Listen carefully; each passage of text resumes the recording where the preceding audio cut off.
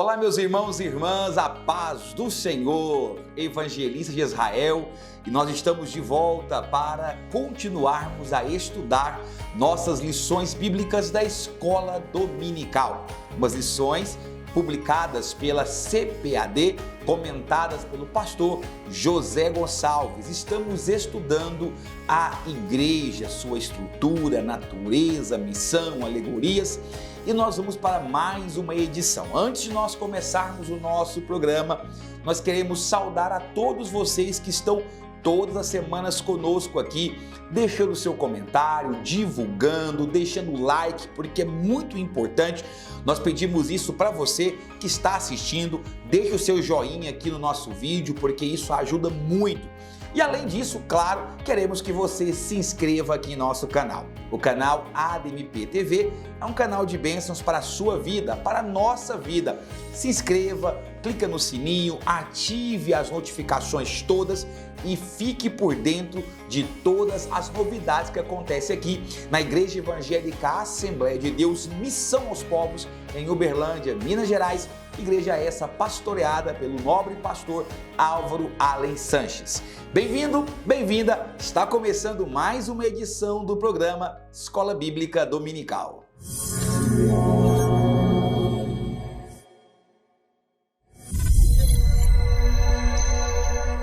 A lição de hoje é a lição de número 4, que tem como título A Igreja e o Reino de Deus. O nosso texto áureo está em Marcos, capítulo de número 1, versículo de número 15, que diz: o tempo está cumprido e o reino de Deus está próximo. Arrependei-vos e crede no Evangelho. Nossa verdade prática nos diz: pregar a mensagem do reino de Deus é uma importante missão da igreja. E a nossa leitura bíblica em classe encontra-se no Evangelho de Marcos, capítulo de número 1, versículos 14, 15, 16 e 17, que vão trazer as palavras de Jesus sobre o Evangelho do Reino e a pregação de João Batista. Vale a pena ler antes de assistir a nossa aula. Bom, depois de nós passarmos 3 semanas, entendendo melhor o que é a igreja, como ela foi fundada, quais são as figuras de linguagem, as ilustrações que a Bíblia fala para representar a igreja e entendermos a sua natureza, agora está na hora de começarmos a entender a sua missão. A missão da igreja será apropriadamente abordada na aula de número 5, mas hoje nós vamos falar de uma dimensão da igreja que vai se cruzar com a sua missão, que é entender o papel da igreja no chamado Reino de Deus. E se nós vamos falar de Reino de Deus, não tem como começarmos essa aula sem antes falarmos sobre o que é o Reino de Deus. Essa expressão que aparece tanto no Antigo Testamento quanto no Novo Testamento. Nos 2 pactos você verá mensagens proféticas falando sobre o reino de Deus. Mas é claro que grande parte dessas passagens estão concentradas no Novo Testamento. Você verá que os evangelhos propagam mais o reino de Deus, ou essa expressão Reino de Deus aparece muito mais nos evangelhos do que propriamente em Atos Apóstolos e nas cartas gerais e também nas cartas paulinas. E nós veremos o porquê disso ao longo de nossa aula. Agora, como eu estava dizendo, o texto central aqui está falando sobre Reino de Deus. A palavra-chave da nossa lição é reino. Mas se existem tantas profecias na Bíblia, se esse termo surge tantas vezes, o que significa reino de Deus? A palavra reino, ela é sinônimo de governo. Então, quando falamos reino de Deus, estamos falando sobre o governo de Deus sobre todas as coisas. Reino de Deus, que em grego significa Basileia tou theos, ou seja, governo de Deus. está sendo direcionado para o governo do Senhor sobre todas as coisas. Nada escapa ao seu governo. O texto bíblico diz que ele está assentado sobre o trono e a tudo governa. Agora, é interessante, a título de introdução, percebemos que a Bíblia Sagrada se refere à autoridade de Deus usando 3 aspectos que eu gostaria de meditar com você aqui e vale a pena você pontuar. Se você puder abrir a sua Bíblia no livro de Daniel, no capítulo de número 7, abra a sua Bíblia comigo em Daniel, capítulo de número 7, por favor, capítulo número 7, versículo de número 27. O autor bíblico diz o seguinte: e o reino, e o domínio, e a majestade dos reinos debaixo de todo o céu serão dados ao povo dos santos do Altíssimo.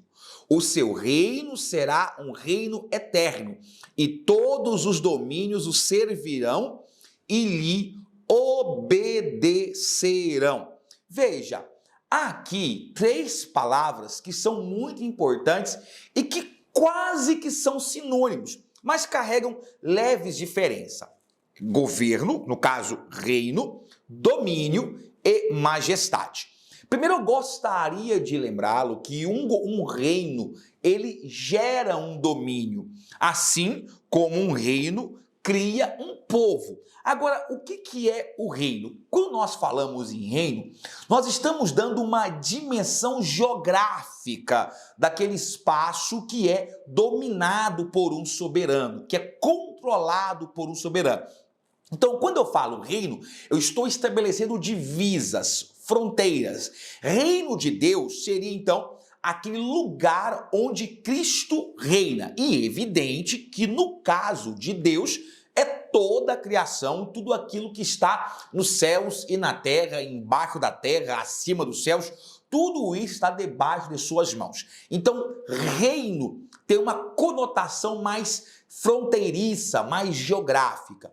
Quando eu falo domínio, eu estou me referindo à autoridade, ao controle, ou seja, já é o exercer desse governo, é o ato de você colocar o seu governo em prática.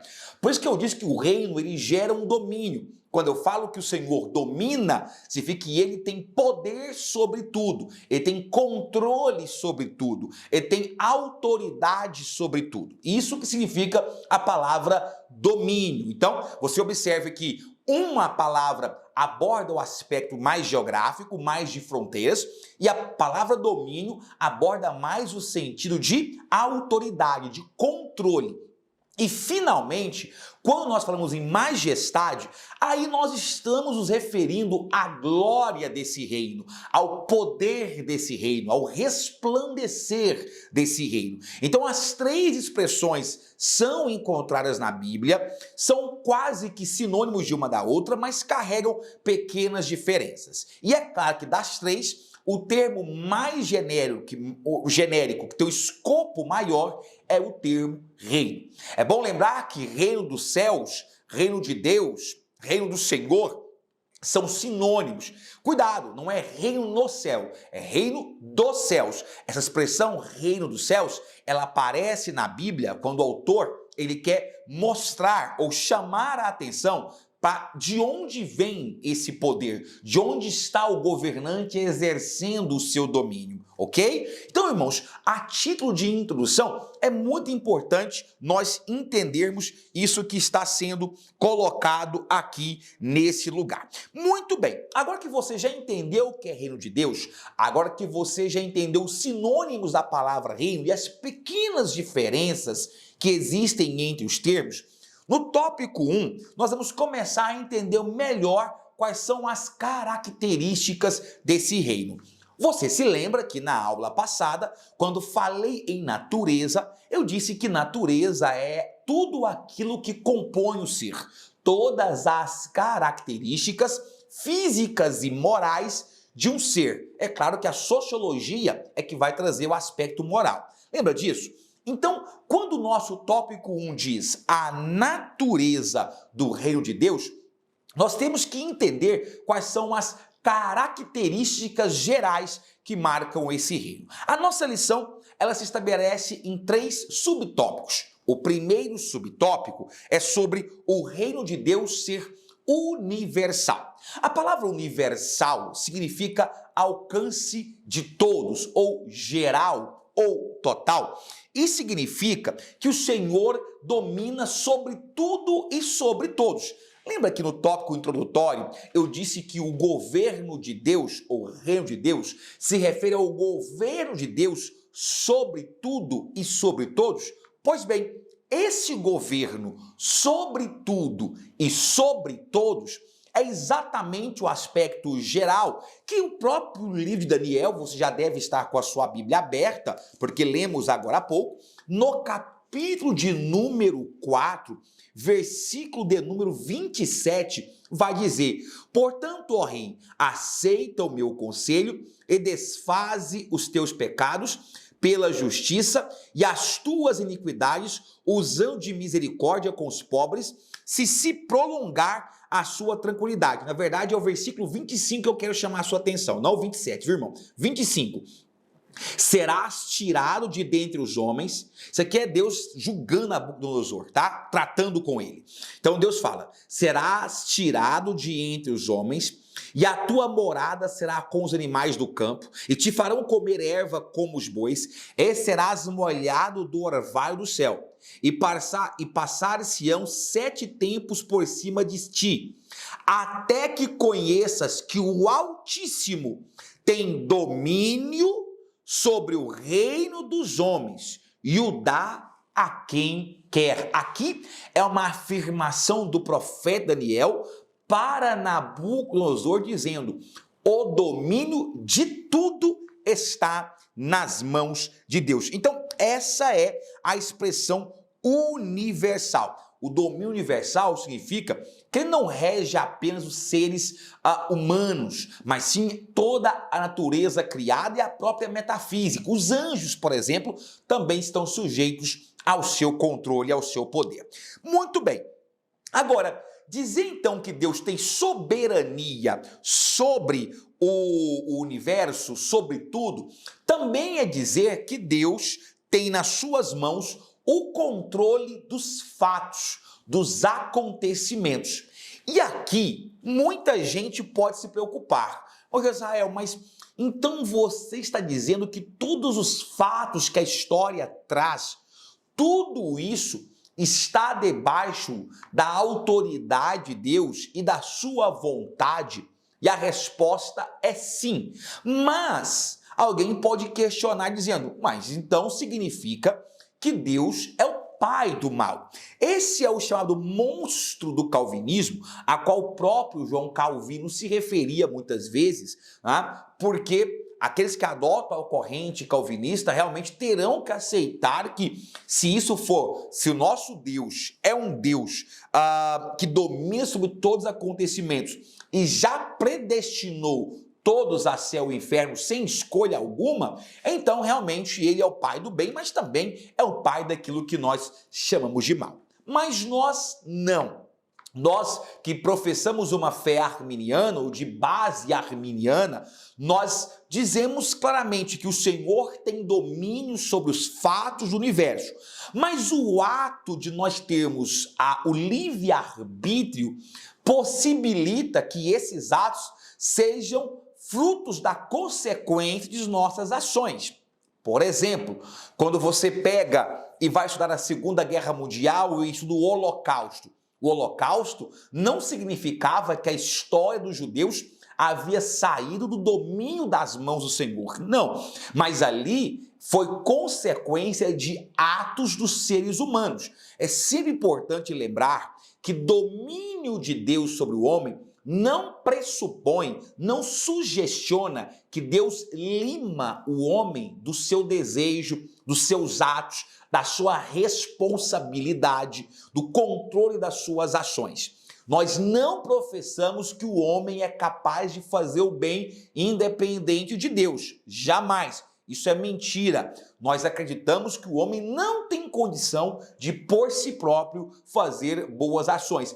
E o fruto, as consequências das más ações é que geram todo o mal que nós vemos no mundo, todas as catástrofes que acontecem, não é? E aí você diz assim, mas isso significa que Deus permite? Sim, Deus permite porque Ele tem autoridade para permitir. Se Ele quisesse interferir na hora, Ele interferia, mas Deus não está procurando um robô, Deus não programou uma série de seres autômatos como se fosse bots de um programa de computador para exercer as mesmas ações sem nenhuma liberdade, sem nenhuma vontade. O Senhor quer ser seguido por livre e espontânea vontade. Ele quer ser amado e não forçar ninguém a amá-lo. Portanto, qualquer mal que aconteça sobre a terra é fruto da responsabilidade do pecado do homem. O homem pecou, por isso o mal entrou no mundo. Agora, isso não significa que Deus perdeu o controle. Eu acabei de citar o exemplo do Holocausto,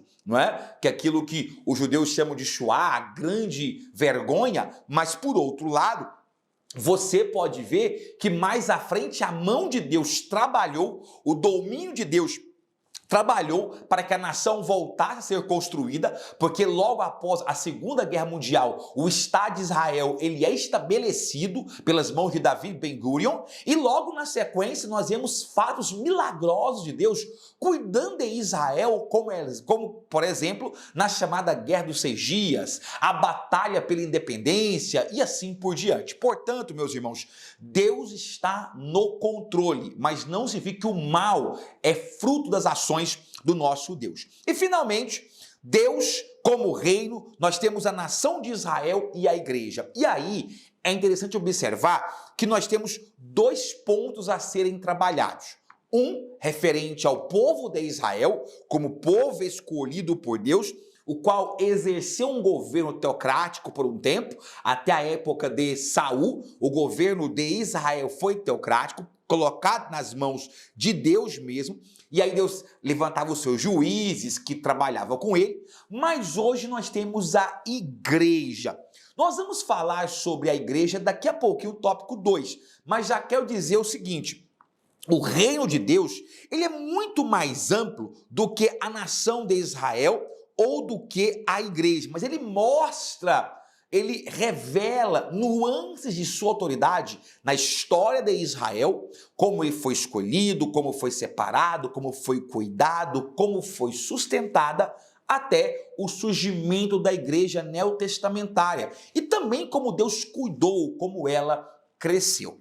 Já que estamos falando sobre a igreja e o seu papel no reino de Deus, ou seja, a igreja, as dimensões do reino de Deus, é importante lembrar que quando nós falamos igreja na Bíblia Sagrada, nós temos que abordar primeiro o aspecto atemporal desse reino de Deus. Por quê? Você vai ver que o reino de Deus é uma expressão usada no passado pelos profetas do Antigo Testamento, mas também é usada para as ações no dia de hoje. Você quer ver um exemplo disso, como o Rei de Deus é para o presente? Quando Jesus vem à Terra e ele está conversando com os seus discípulos e também com a multidão que o seguia, ele não dizia assim, o reino virá. Não. Veja, se você abrir sua Bíblia comigo, no livro de Mateus, que é um livro maravilhoso, é o evangelho,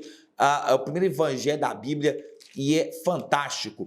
Evangelho de Mateus, lá no seu iniciozinho, no capítulo de número 3, abra a sua Bíblia comigo.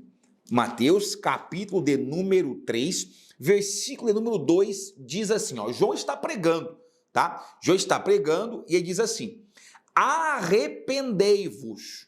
E olha a conjugação verbal dele, porque é chegado o reino dos céus. Ele não pregava dizendo, irá chegar o reino dos céus. Ele está dizendo, esse reino já chegou, ele já está implantado. Ou seja, O que Jesus está dizendo e o que João está dizendo aqui, através da inspiração do Espírito Santo, é que o reino de Deus já está entre nós. E é verdade. Ele já está exercendo esse papel entre nós. Ele está sendo realidade agora. Ele não virá, ele já é real. Deus não é um Deus futurista, ele é um Deus presente. Mas é claro que há aspectos do reino de Deus que são aspectos para o futuro também. Quer ver um exemplo disso?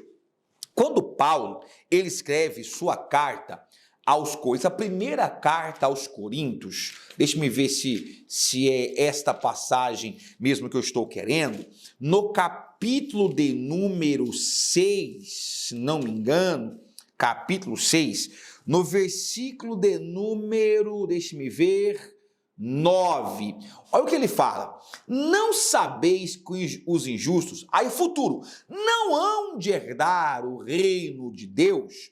Aí ele continua. Não erreis, nem os devassos, nem os idólatras, nem os adúlteros, nem os efeminados, nem os sodomitas, nem os ladrões, nem os avarentos, nem os bêbados, nem os maldizentes, nem os roubadores, futuro, herdarão o reino de Deus. Aqui você vê claramente a perspectiva futurística, porque aqui está se abordando um aspecto mais escatológico, um aspecto mais voltado para quando o reino de Deus for visível aos homens aqui na terra. Ou seja, quando o Senhor vier com a sua igreja, o milênio faz parte desse reino futuro e exercerá o controle de sua majestade. Mateus, capítulo de número 13, esses versículos são importantes de você ir anotando, irmãos, porque vão servir como base aí para a sua lição, tá bom? Mateus, capítulo de número 13, versículo de número 49, diz assim: assim será na consumação dos séculos. Virão os anjos e separarão os maus dentre os justos. Consumação dos séculos. Aqui é uma profecia sobre a implantação do reino futuro de Deus. Então, observe, é uma plenitude vindoura, tá? Uma plenitude que está vindo à frente ainda. Mas a pergunta é, agora que nós falamos que o reino de Deus ele tem aspectos presentes, futuros e também do passado, por isso que nós falamos que o reino de Deus é atemporal, nós não podemos partir para o terceiro tópico sem abordar uma parte importante. Onde está o reino de Deus? Gente, o reino de Deus está em todos os lugares.